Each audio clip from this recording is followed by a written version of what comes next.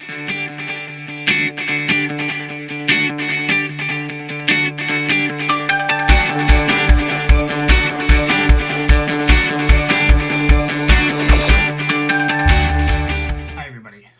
today's video is maybe a little bit different, covering a topic that is less about fitness than usual, but is still, pretty much related, in the grand scheme of things, which is my philosophy about hard work. And so people who know me pretty well, who have read my blog, know that I don't really believe in hard work, and I haven't for a really long time. And so I want to sort of preface this with sort of the way that people think about hard work in terms of, there's all these sort of like Silicon Valley type, oh, you've got to work hard, you've got to grind, you've got to, put all this effort into things in order to succeed. And I used to be 100%, sold on that whole concept. I used to believe in it as well. I've always been a hard worker my entire life. Basically, I've had a job continuously since I was 12. When I was 12 years old, just about to turn 13, I went down to a local golf course. They were hiring caddies. They pay you under the table in cash.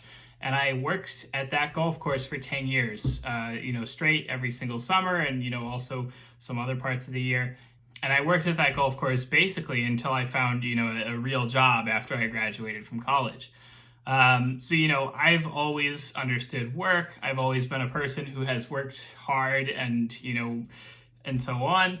And so for the beginning of sort of my fitness career and in, sort of my business career, I really believe that you had to put in lots and lots of hard work. You really had to crush yourself constantly, in order to, get, good results. And over the years, I sort of started to, disbelieve that. I started to sort of see things that didn't make sense. A really good example that sort of stands out recently is that basically I stopped writing for my blog for about a year this past year, and it now has a lot more readers than it ever did, when I was writing for it.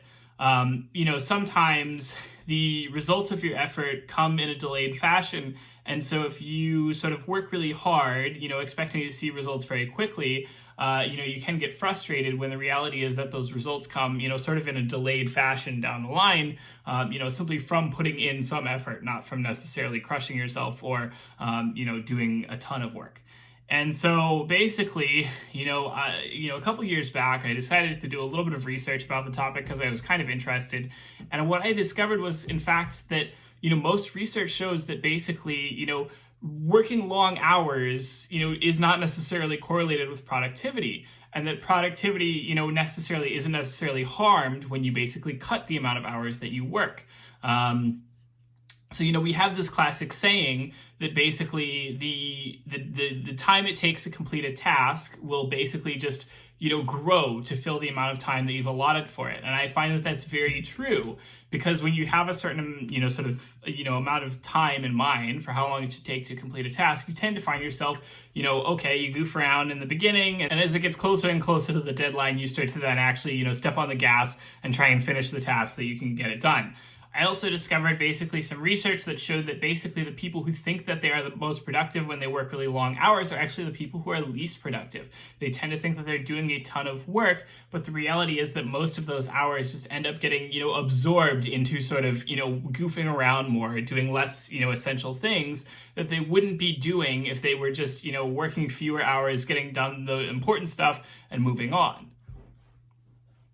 I have a friend who, lives and works in Japan, and she tells me all these stories about this place that she used to work there, where basically everyone was expected to put at least, 12 hours a day, into their job. And of course, what they ended up doing most of the time was just, wasting their time. They would just sit around doing nothing or, doing all kinds of unproductive things that they, all this work that, basically meant nothing and that they would just throw away or that nobody would ever see or whatever. They just did this work for the sake of doing it. It didn't actually do anything. It didn't actually produce anything. It didn't actually mean anything. Some people are sort of in denial about basically how little they work when they work really long hours.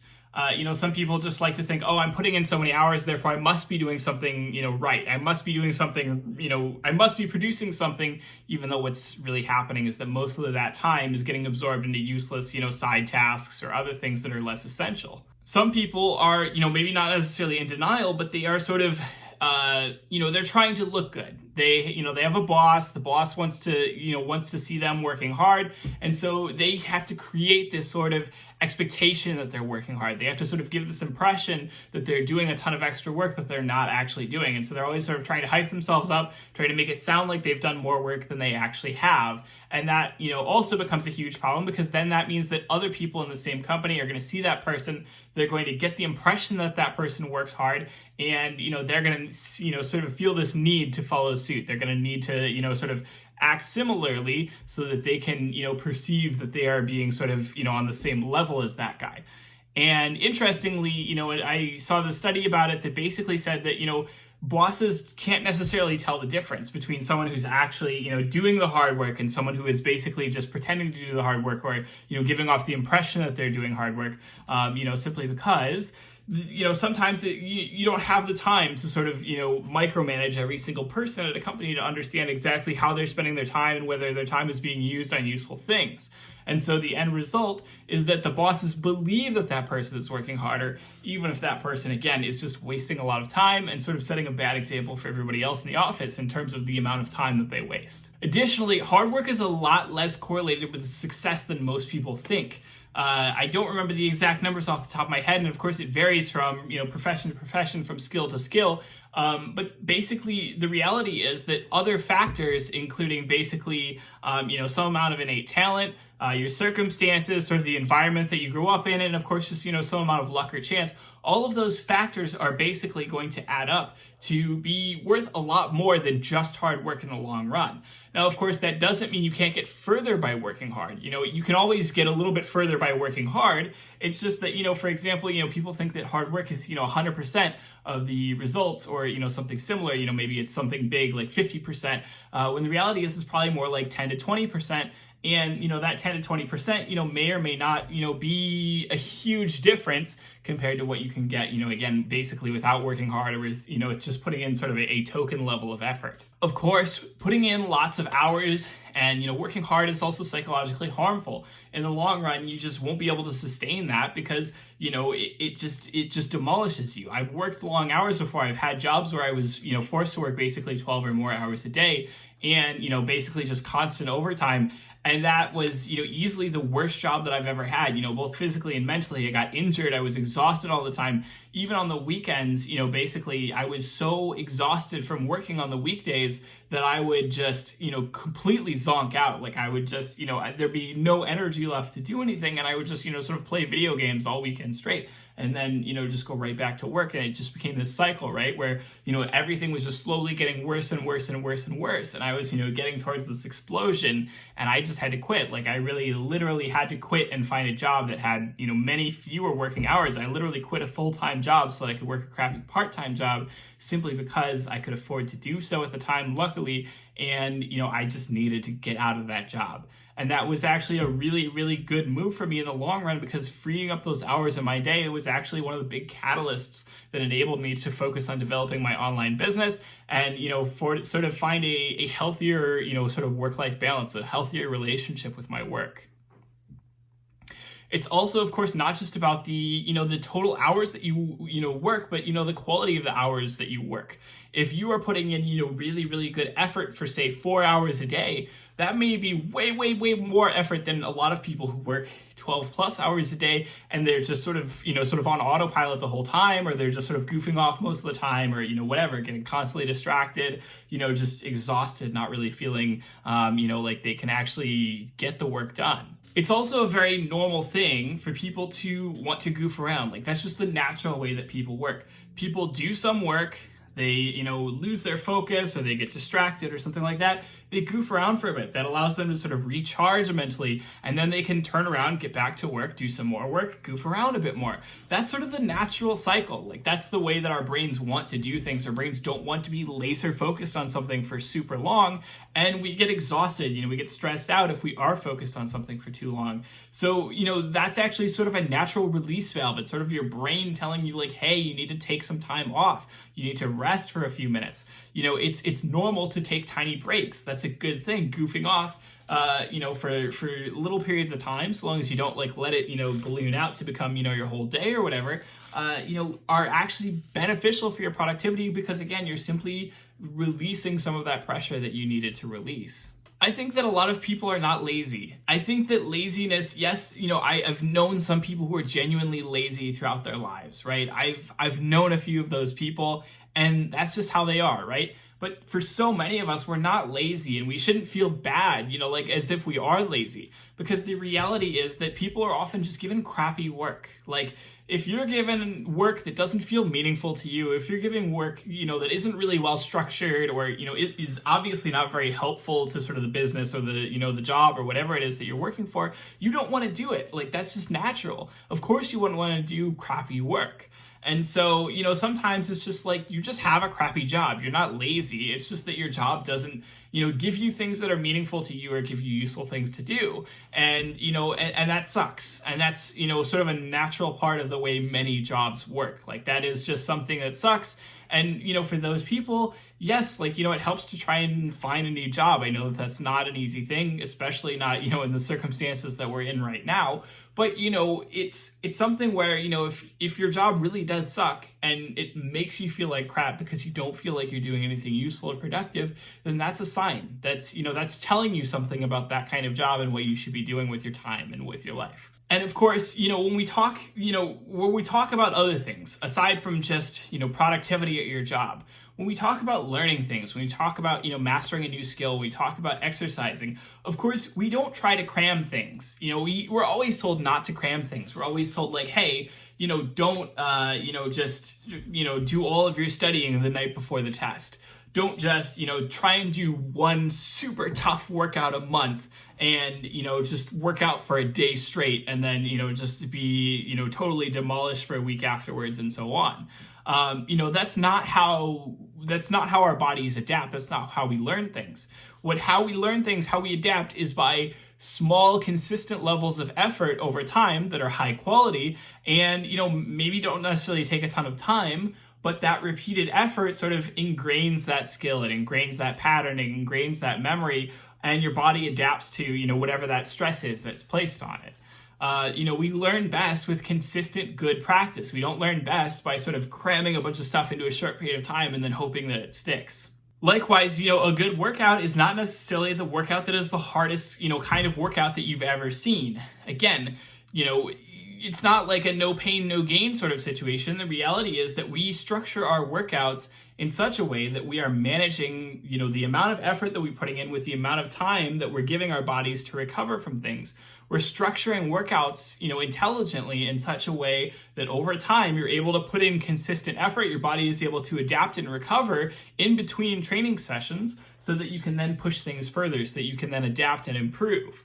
And when you're talking about something in that context of needing to think about the long term, in terms of needing to think about consistency and recovery in between sessions, an extra hard practice session or an extra hard learning session or an extra hard workout can be a bad thing. It can basically either overwhelm your recovery capabilities in the short term, which may lead to burnout, may lead to stress, may lead to exhaustion, may lead to injury. And it won't necessarily be a good thing in the long run, because the long run, it's sort of that consistency, it's sort of that regular practice that is the process of actually, getting better, that is the process of actually improving. Now, I will give us, of course, the caveat that, some kinds of work, some jobs don't let you do things in small amounts.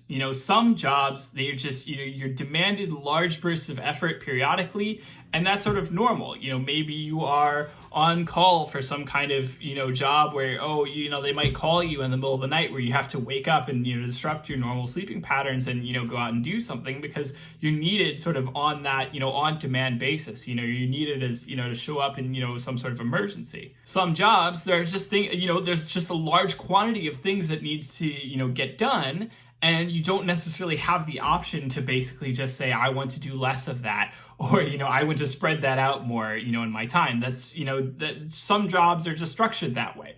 And that's not a good thing, right? Jobs shouldn't be structured that way. Unfortunately, many of them are.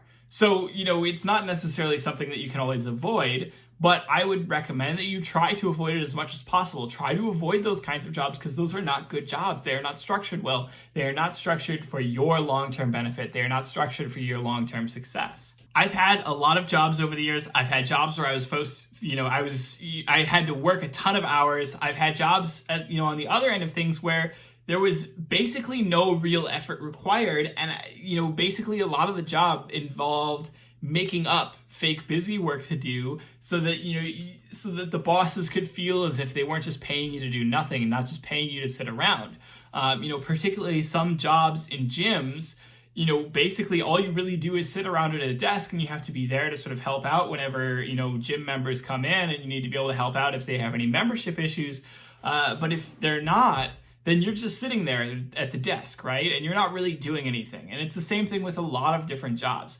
I would highly recommend reading David Graeber's book, Bullshit Jobs, which is a really, really good book on this topic. And it explores the way in which a lot of jobs really are just BS. Like, they're literally just jobs that are made up in order to make people feel better, or in order to sort of cover up silly inefficiencies within the businesses that they, exist within. And so, I think that people need to sort of separate that sort of, that idea that hard work is equivalent to success, because hard work is not equivalent to success. You can work hard, you will likely get further in your life than if you don't work hard, but it's not everything. A lot of people get very far in life without working hard, without really having to put in a ton of hours, simply because A, they're a bit smarter about, sort of the effort that they put in, or B, they're just, a bit luckier, or, whatever it is, they just sort of get the luck of the draw compared to the rest of us. I'll also say that, sometimes like you have something like a project, right, where it needs to get done by a certain time, you set some sort of deadline or time limit for yourself. And, yes, it can be useful, it can be beneficial to do hard work in the short term, right? It can be a good thing so long as you're managing it long term, so long as you're not, constantly putting in, all of this hard work, grinding yourself into dust and, sort of creating problems for yourself down the line. It can be a useful strategy. I just don't recommend overusing it. Most of the time, what works a lot better is developing a consistent routine, developing good habits, focusing on simply, putting in consistent good effort over time and adapting and improving and working forward from there. And that's really all there is to it. And what that means is that often, mastering a new skill, learning something new, learning a new language, getting good at exercise, this stuff doesn't require nearly as much effort in the short term as you think. You can put in something like 30 minutes a day and still end up much better off than a lot of people who sort of do these inconsistent, 2-hour, 3-hour workouts thinking that they're, getting a lot of effort in, but then the reality is that they're only training a few hours per week because then they're just sort of throwing themselves off.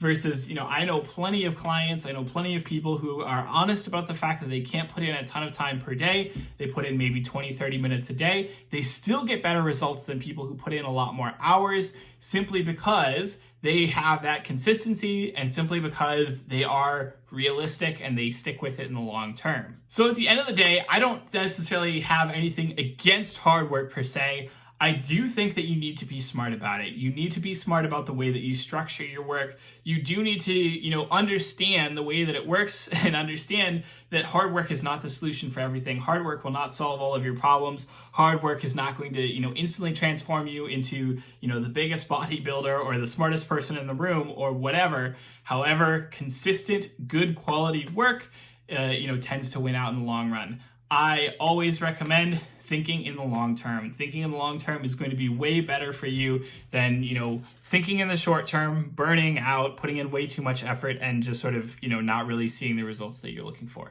So I hope that helps everybody this week. As always, don't forget to like, comment, tell me what you want to see in future videos, subscribe to the channel. Of course, check out my Patreon if you like my work. And as always, I will talk to you all next week. Have a great week.